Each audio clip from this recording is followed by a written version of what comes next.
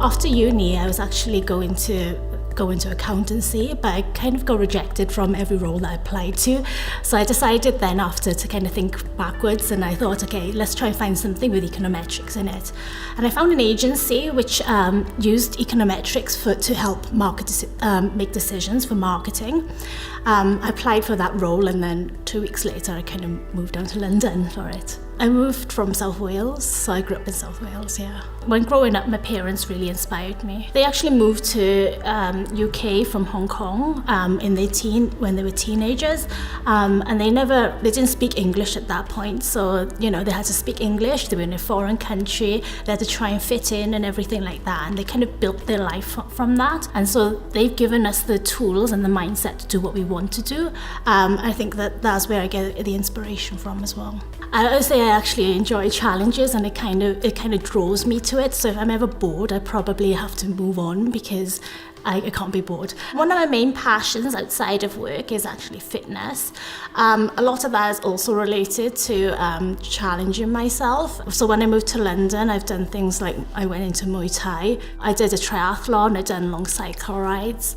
I really loved watching dance. I thought, let's try dancing, so I've done that too. And now I'm kind of in my yoga and HIIT phase at the moment. So through different experiences, one of the main things which has come about is self-improvement. So now I'm always trying to find ways to better myself each time. So and I think it's also partly when I've been living in London, I meet a lot of people from different inspiring backgrounds, which also drives me too. I would think that I'm pretty ambitious. I generally set quite a high standard for myself, and then once I've reached it, I set a new bar for myself. So I think that's kind of why I see myself as quite an ambitious person. It wasn't until I started this new role at Farfetch that I had a female manager, which was actually quite shocking to me, but she was only my manager for 2 weeks, and then I was given a new different manager who's a male again. Only over the last few years when I've become more senior, I've become more aware of it, because I feel like I'm also hitting a ceiling sometimes, because I actually don't think that there's enough female role models in the industry at different levels, especially at the senior levels. I think my advice to those who are thinking about a career in data and tech is to just go for it if they're really excited by the topic, because it's always evolving. There's always new roles available, so you can actually paint your own career path in that sense too.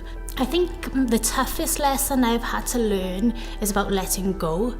And that's back to when I talk about being a perfectionist. I don't think you should be comparing yourself to others, but actually just respecting and understanding that everyone is different and unique, and just appreciating that really. And I think topping up the confidence piece, I think that's where I say put yourself out of your comfort zone, however big or small. If it's small, every little helps. You take those baby steps to improve your confidence. So my personal object is actually my jade pendant. I chose this object because one of the meanings of jade is courage, and sometimes I find myself when I'm doing things that I have moments of doubt, and that's when I use my pendant as a reminder of that. So believing in myself that I can do it, believing that the outcome will be as I want it to be. So I think having that as a sort of a trigger to believe in myself is kind of why I've chosen the pendant.